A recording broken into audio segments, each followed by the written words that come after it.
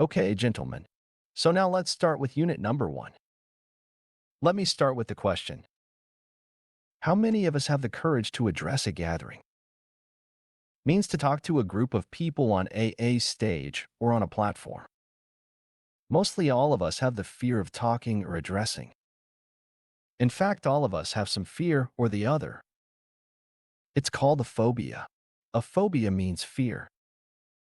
It's a technical word for fear. Like some are afraid of water, some are afraid of height, lifts, creatures, snakes, mosquitoes, and so. Now, what is the greatest fear? What do you think? Is it death? How will you feel when someone tells you that you just have a day or two to die? Maybe tomorrow you're going to die. So he'll be scared, right? So is it the greatest fear? Is the fear of dying is the greatest? No. There's another fear greater than the death fear. What is it? That's glossophobia? What is it? Glossophobia is the fear of public speaking. A research study was undertaken about the top 10 fears in the world. What do you think? What is the greatest fear? What did they find out? Is it the death fear? No, it's the stage fright. That's glossophobia. These are genuine figures, okay? 19% of the people of the world have the fear of public speaking, or stage fright as they call it. It ranks number 1 above the fear of death. So the figures are like this: 19% glossophobia, 16% are scared of death. This necrophobia followed by spiders and creatures and so. If you look at the graph carefully, you will understand how much people fear public speaking. But the main point here is that glossophobia tops the list with 19%. Now, what is stage fright? Stage fright is an exaggerated fear of public appearance. It means we blow it too much beyond the normal expectations.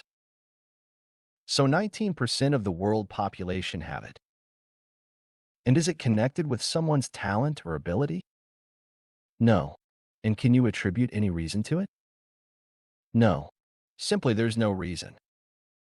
And who got it? Who normally gets it? In fact, both professionals, experienced people as well as novices, they all suffer from this fear.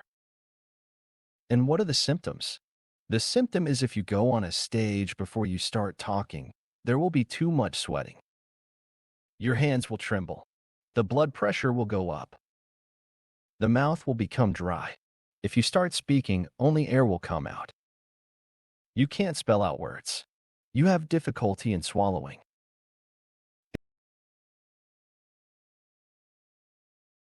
So here I will discuss 5 ways to overcome stage fright. Number 1, you should understand your stage fright. Understanding is very important. You should understand that it is not a sign of your weakness or incompetence. Is a positive sign. It's a sign that you care about your presentation and you want to do well. By acknowledging and accepting the stage fright, you can reduce its negative impact and use it to your advantage. The second way to get rid of this fear is to prepare and practice very well before the presentation. In fact, a well-prepared speech is half delivered. So you will be very confident when the speech is prepared very well and practiced very well. What's the advantage of a good preparation? It reduces uncertainty, increases the confidence, and improves your delivery. The next way is to manage your stress and anxiety. Sometimes, stress and anxiety can make it harder to perform or to present on a stage. What's the way out? You need to adopt a positive attitude and avoid negative self-talk. Replace them with affirmations and encouragement. And before the presentation, don't forget to warm up your voice and body.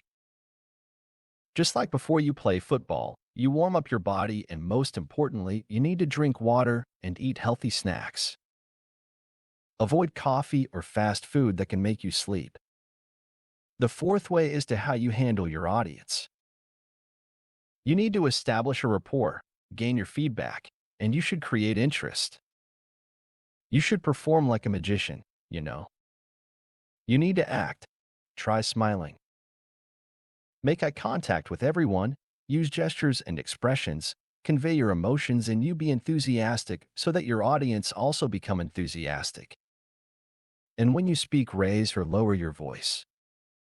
Your tone has to change along with the pitch and the volume.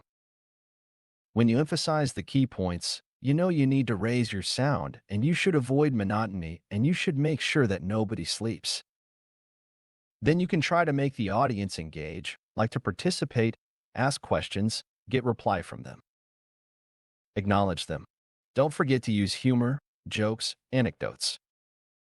Probably you can make them laugh. And most importantly, don't not make the presentation very long. What's the last important thing? You have to learn from your presentations and experience. You have to evaluate the presentation, get feedback from your audience, evaluate the strengths and weaknesses, and identify the areas where you need improvement. Once you finish the presentation, you need to make a review of the presentation and take note of what went well and what could be better.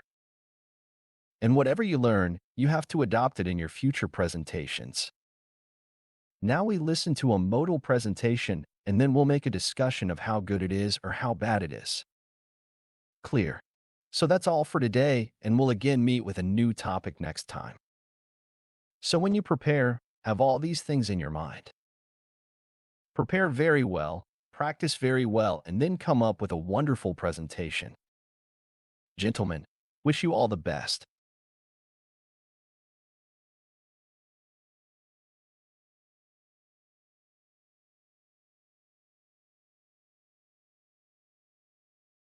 Chapter 1. Developing Self-Confidence. Page 4. Activity 1. Listen to Juan's model presentation. Pay attention to his use of visual aids. Good morning. My name is Juan Manuel, but you can call me Juan. I'd like everyone to get to know me, so I am going to tell you some interesting things about myself. First, I will tell you a little about my background by explaining my first set of pictures. I'm originally from Bogota, Colombia, where I lived until I was 5. Then my family moved to the United States. We lived in New York City for 1 year, and then my father was offered a job in Miami. So we decided to strike while the iron is hot, and we packed up and moved to Florida. Now I'll tell you about my family. I live with my family in an apartment near the campus. My sister, Juana, is 15 years old. She loves to dance ballet. My mother, Marta, is a stay-at-home mom.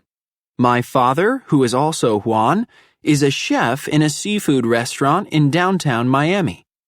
That's my family. Of course, I also have lots of aunts and uncles and cousins in Bogota, but that's a different story. Next, I will describe what my schedule is like. I currently go to school full-time and have a part-time job on the weekends. My major is art, and this semester I'm taking classes in art history, photography, math, and English. On Saturday and Sunday, I work as a waiter in the same restaurant as my father. Bit by bit, I'm saving to buy a waterproof camera. In my free time, I have a few hobbies. I'd really like to tell you about those. I like to read murder mysteries. Also, I play the drums with my friends, and I like to go sailing and fishing with my dad. We usually go to Key Largo to fish for grouper and snapper.